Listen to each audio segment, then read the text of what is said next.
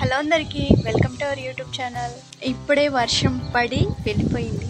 ఇంకా చుట్టూ మేఘాలు అయితే కమ్ముకుపోయినాయి. సో నా పైన మాత్రమే ఎండ ఉంది, అంటే మా ఊళ్ళో మాత్రమే ఎండ ఉంది.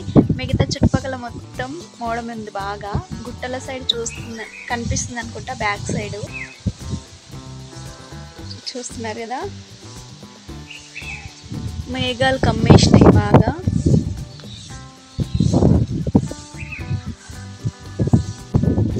ఇప్పుడు సింటెక్స్లో వాటర్ ఉన్నాయి, చూద్దాము.